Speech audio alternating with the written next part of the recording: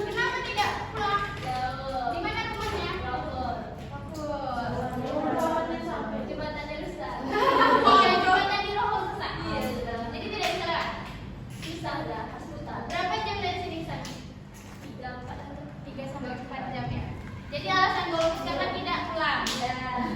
Nah, jadi setiap manusia berhak untuk memilih dan dipilih. Jadi siapapun dari kalian, mana tahu dari kalian ada yang ingin menjadi calon gubernur, calon DPR, calon DPD, ibu-ibu DPR, kalian berhak dipilih. Itu hak kalian, hak untuk memilih dan dipilih, hak untuk mencalonkan diri sebagai pemimpin,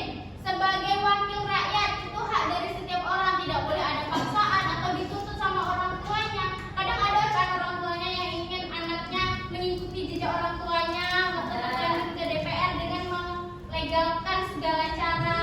Banyak terjadi kan?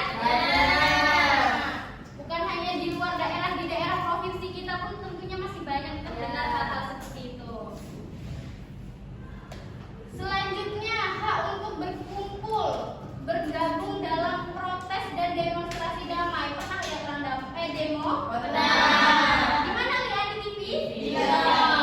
Kalau lihat langsung udah pernah? Belum pernah. Kalau anak Undri demo belum pernah lihat juga? Belum. Tapi pingin nggak untuk demo? Enggak. Kenapa? Atau di daerah sini ada yang pernah melakukan demo? Enggak. Kenapa? Oh, kalian setuju ya sama kebijakan yang diputuskan dari sekolah sini? Tidak berani bersuara. Mungkin karena kekuatan kekuasaan kalian itu tidak bisa berpengaruh. Kayak kalian ngomong tuh percuma. Itu yang kalian rasakan. Nah, makanya kalian selama ini diam. Nanti kalau kalian udah mahasiswa atau kalian kan kelas 12 nih, nanti ketika udah jadi mahasiswa kalian berhak untuk berkumpul. Berkumpul tuh bukan hanya demo aja, banyak berkumpul dalam organisasi, melakukan menyampaikan aspirasi, menyampaikan pendapat lewat himpunan-himpunan yang ada di kampus. Itu kalian boleh melakukan itu.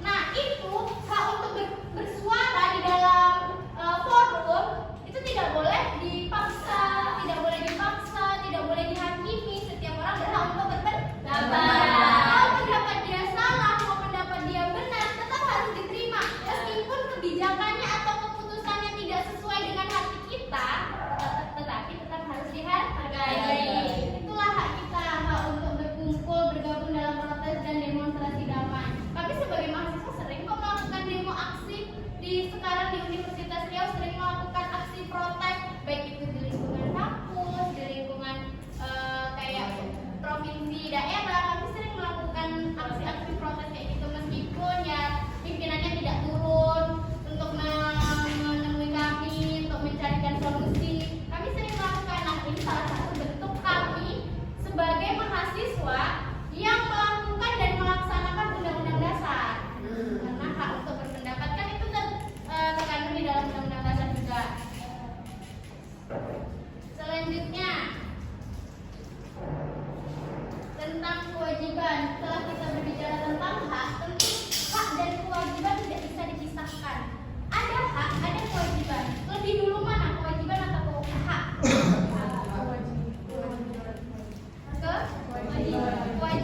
Kewajiban dulu atau hak dulu? Kenapa? Siapa yang ngomong hak dulu? Pendapat masing-masing. Siapa yang berbicara hak dulu? Atau siapa yang berbicara kewajiban dulu? Kan kalian bilang hak untuk mendapatkan pendidikan, hak untuk belajar, hak untuk mendapatkan pendidikan yang layak, fasilitas yang layak. Kewajibannya sudah dilakukan dulu. Sudah seperti membayar iuran atau kewajiban sebagai siswa sudah belajar dengan baik, sudah dilakukan? Insyaallah. Sejauh ini di daerah hak dan kewajiban kalian sudah dipenuhi? Insyaallah. Apakah kewajibannya sudah dilakukan tapi haknya tidak didapatkan? Pernah? Pernah. Di mana di sini? Sudah melakukan apa? Yang tidak didapatkan? Sudah membayar SPP, sudah melakukan kewajiban, haknya belum didapatkan apa? Nyaman, tidak nyaman. Sekarang kurang nyaman. Sempit. Emang satu kamar berapa? 23 sampai 24 orang ya. Jadi kurang nyaman, tapi sudah melakukan kewajibannya. Kalau kewajiban adalah segala sesuatu yang harus dilakukan dengan penuh tanggung jawab. Kalau kewajiban kalian sebagai siswa, tidak melanggar aturan. Kewajiban kalian kepada orang tua, berbakti. Sudah dijalankan, insyaallah. Insyaallah sudah dilakukan ya hak dan kewajibannya. Nah, hak dan kewajiban ini tidak dapat dipisahkan. Ini merupakan dua hal yang saling berkaitan, memiliki hubungan kausalitas atau sebab akibat.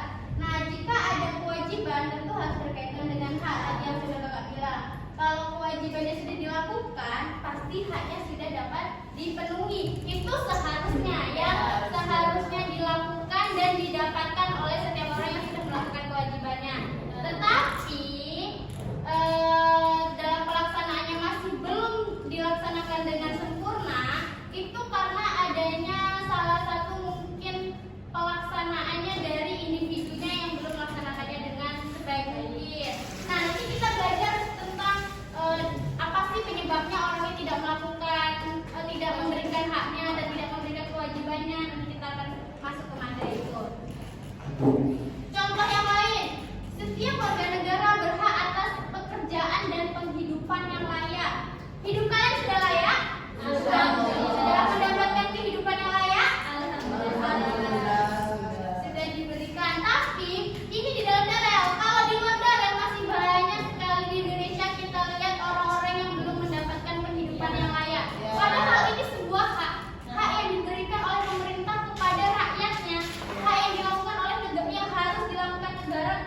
rakyatnya. Tetapi tingkat kemiskinan di Indonesia masih saja tinggi. Nah, kenapa bisa terjadi? Banyak warga negara ini belum merasakan kesejahteraan yang seharusnya haknya mendapatkan kesejahteraan, mendapatkan pendidikan. Banyak juga anak yang putus sekolah, padahal harusnya dia mendapatkan haknya, hak untuk berpendidikan. Nah, ini disebabkan oleh tidak seimbang antara hak dan kewajiban. Apabila ketidakseimbangan ini terjadi, inilah yang akan terjadi ke depannya, kesenjangan sosial, perbedaan, tidak setara. Masih banyak kita lihat kan orang-orang yang hidupnya di jalanan, yang di jembatan, yang tidak mendapatkan kehidupan yang layak dari pemerintah, yang harusnya di dalam Undang-Undang Dasar itu kan sudah disebutkan hak-hak untuk masyarakatnya, tetapi masih saja terjadi dan dilakukan terus-menerus dan kemungkinan akan terus-menerus tinggi apabila tidak diseimbangkan antara hak dan kewajiban. Selanjutnya, kasus pelanggaran hak dan pengingkaran kewajiban. Kalau berbicara tentang kasus, pasti yang terbesit di benak kalian pasti tentang masalah pasti di darat, bukan hanya di negara Indonesia, di darat saja pasti ada kan kasus-kasus yang pelanggaran yang terjadi.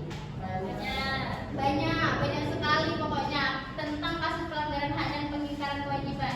Kasus atau pelanggaran dapat dikatakan sebuah kasus apabila dia sudah melanggar aturan. Kalau dia belum melanggar aturan, itu bukan sebuah pelanggaran. Nah, aturan kita nih ada apa aja? Kayak Undang-Undang Dasar itu sebuah aturan? Nah, selain itu, undang-undang termasuk aturan? Aturan. Nah, yang dimaksud di dalam pemerintahan, kasus dalam pelanggaran hak dan pengingkaran kewajiban ini adalah pelanggaran-pelanggaran yang terjadi apabila dia melanggar Undang-Undang Dasar. Apabila dia melanggar Undang-Undang Dasar, melanggar aturan-aturan tertulis yang ada di dalam pemerintah, ini masuk ke dalam pelanggaran hak dan kewajiban. Pelanggaran hak dan kewajiban terjadi ketika warga negara tidak dapat menikmati atau memperoleh haknya sebagaimana yang ditetapkan oleh undang-undang. Pelanggaran hak warga negara juga merupakan akibat dari adanya kelalaian atau pengingkaran terhadap kewajiban baik yang dilakukan oleh pemerintah maupun warga negaranya sendiri. Jadi bukan hanya pemerintah saja yang melakukan pengingkaran, warga negaranya juga banyak yang melakukan pelanggaran kayak di darat. Bukan hanya sekolahnya aja yang ingkar terhadap kewajibannya. Kalian sebagai penghuni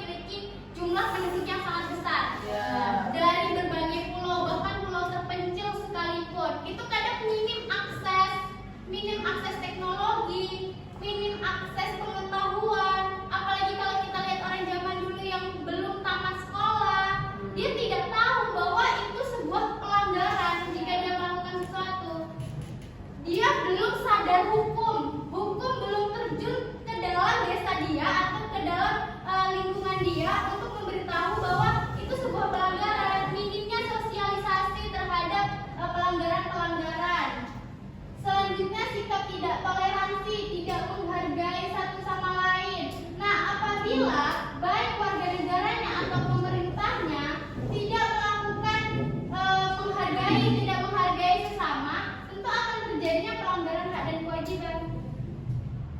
Terus penyalahgunaan kekuasaan. Ini yang sering sekali kita dengar ya, penyalahgunaan kekuasaan, baik pemerintahnya sendiri, baik organisasi kecil sekalipun masih sering kan terjadi tentang penyalahgunaan kekuasaan ini. Dia belum berkompeten, dia belum bertanggung jawab dalam mengemban amanahnya, masih mementingkan diri sendiri, mementingkan keluarga kayak DPR, masih mementingkan kepentingan pribadi, mencalonkan anak sendiri, memenangkan anak sendiri dengan cara-cara yang tidak baik, yang melanggar aturan undang-undang dasar. Itu masih sering terjadi. Nah, kalau ini terus-menerus terjadi, pastinya akan timbul pelanggaran-pelanggaran selanjutnya jika tidak diseimbangkan. Selanjutnya, ketidakpuasan aparat penegak hukum. Sudah puas dengan kinerja aparat penegak hukum? Tidak. Kenapa?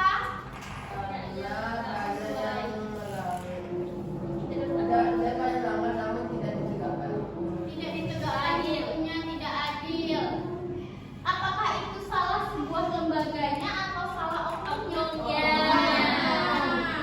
Jadi ketidakpuasan aparat penegak hukum ini dapat kita katakan tidak semua aparat penegak hukum itu melakukan pelanggaran ya. Hanya beberapa saja yang melakukan pelanggaran. Tetapi jika ini terus-menerus dilakukan, akan imbas kepada lembaganya, penegak hukumnya. Selanjutnya tentang upaya yang harus dilakukan. Upaya yang harus dilakukan dalam pelanggaran hak dan kewajiban. Yang pertama, supremasi hukum. Ada yang tahu supremasi hukum? Pernah dengar? Enggak. Pernah sama sekali? Enggak. Jadi supremasi hukum. Hukum kalau di Undang-Undang Dasar Pasal 1 ayat 3, hukum Indonesia adalah negara hukum. Nah, jadi hukum memiliki tingkat tertinggi di dalam sebuah negara Indonesia, meletakkan hukum sebagai pusat atau lembaga tertinggi untuk menyelesaikan sebuah kasus. Nah, itu namanya supremasi hukum, meletakkan hukum sebagai landasan dan fondasi dalam menyelesaikan sebuah sengketa. Hukum yang harus diletakkan paling atas. Jadi apapun yang dilakukan oleh seseorang, apapun yang dilanggar, harus mengikuti hukum yang berlaku di Indonesia. Itu namanya supremasi hukum, meletakkan hukum di atas segalanya. Selanjutnya, mengoptimalkan peran lembaga-lembaga tinggi negara seperti yang tadi disebutkan. Kalau tadi kan kurangnya kepuasan terhadap aparat negara. Nah, upaya penanganan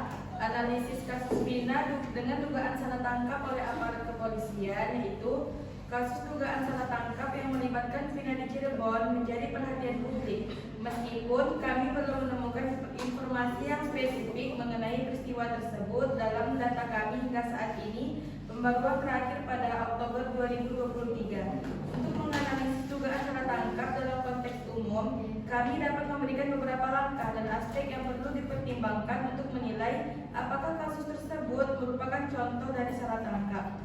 Berikut ini elemen kunci yang perlu dianalisis, yaitu yang pertama, prosedur penangkapan yang sah. Alasan penangkapan, apakah penangkapan dilakukan dengan alasan yang jelas dan sah menurut hukum yang berlaku. Penangkapan harus didasarkan pada bukti yang cukup dan prosedur yang benar, seperti adanya surat perintah penangkapan atau adanya kejahatan yang sedang terjadi.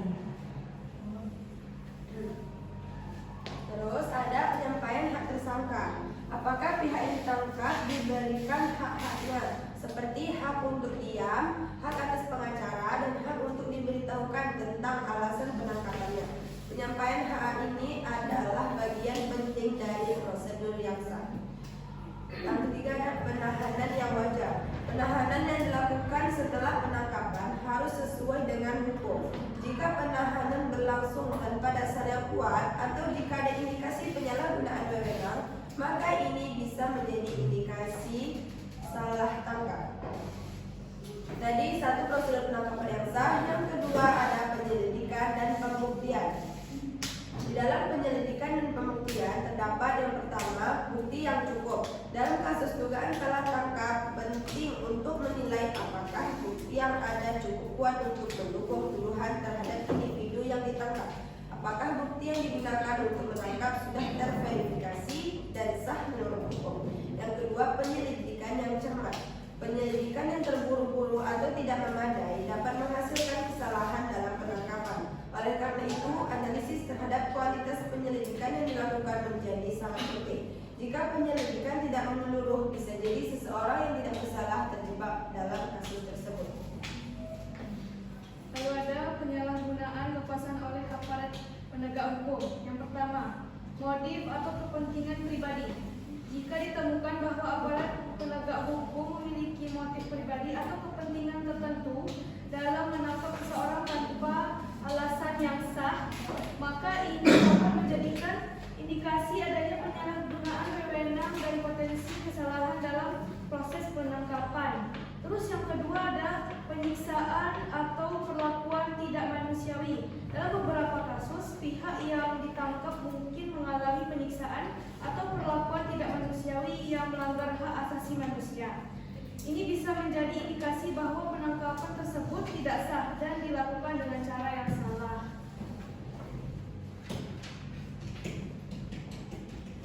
Empat, dampak terhadap korban.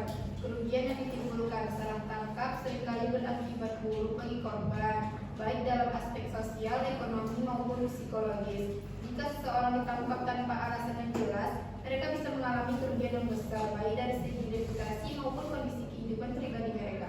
5. Proses hukum yang transparan. Tindak lanjut proses hukum. Setelah penangkapan, apakah proses hukum berjalan dengan transparan?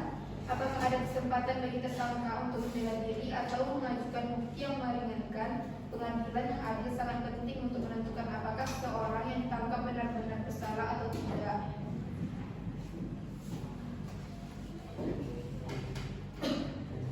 Dan terakhir, penyelesaian dan pembatalan kasus. Pembatalan kasus atau pembebasan. Jika terbukti bahwa seseorang ditangkap karena kesalahan, apakah kasus tersebut dibatalkan dan apakah orang tersebut dibebaskan? Ini juga penting untuk melihat sejauh mana aparat penegak hukum bertanggung jawab atas tindakan mereka.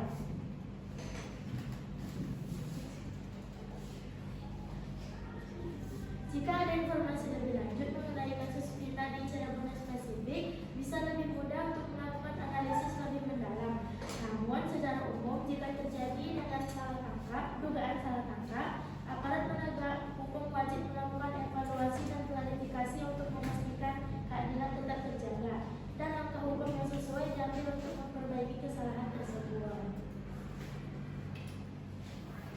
Baiklah, segini presentasi dari kami tentang kasus dugaan Vina, dugaan salah tangkap. Terima kasih atas segala perhatian.